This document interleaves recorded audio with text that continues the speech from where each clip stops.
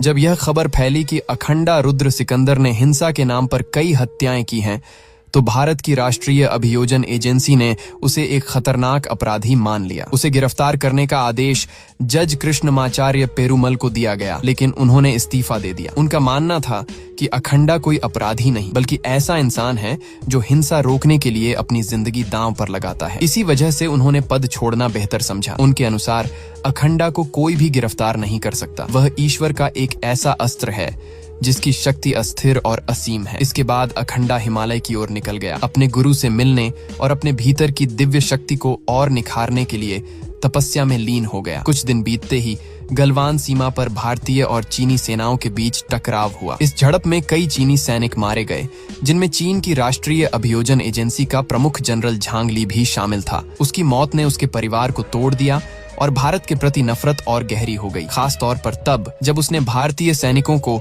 सीमा से पीछे हटते देखा। उसने बदला लेने की कसम खाई और भारत को रुलाने का संकल्प लिया। अपने मकसद के लिए उसने अपने पुराने गुरु जनरल झांग से संपर्क किया, एक ऐसा व्यक्ति जो भारतीय संस्कृति और परंपराओं को जानता तो था, मगर सम्मान के लिए नहीं, बल्कि उन्हें तोड़ने का रास्ता खोजने के लिए। उसके मुताबिक भारत को हराना आसान नहीं है, क्योंकि उसकी असली ताकत ईश्वर में विश्वास से उपजी हिम्मत है। पहले उस विश्वास को तोड़ो, उसने कहा। अगर लोग भगवान पर भरोसा करना छोड़ दें तो भारत खुद ब खुद बिखर जाएगा। उसने याद दिलाया कि कभी उसने भारत पर हमला करने के लिए एक जैविक हथियार बनाया था, लेकिन अत्यधिक खतरनाक मानकर उसे नष्ट कर दिया गया। अब उसने उसी हथियार को दोबारा इस्तेमाल करने की सलाह दी। उधर सीमा पर बढ़ते तनाव को देखते हुए राष्ट्रपति आदित्य राम बाघाट और सरकार सतर्क हो गई। उन्हें यकीन था कि झांग ली की मौत का जवाब जरूर आएगा। इसी बीच राष्ट्रपति एक बड़े शहरी निर्माण कार्यक्रम पर प्रेस कॉन्फ्रेंस की तैयारी कर रहे थे। कैबिनेट सचिव प्रकाश मफाती ने इसकी पूरी रूपरेखा तैयार कर ली थी। अचानक आंध्र प्रदेश के एक कलेक्टर फैसल त्रिपाठी मीटिंग में पहुंचे। उन्होंने मांग की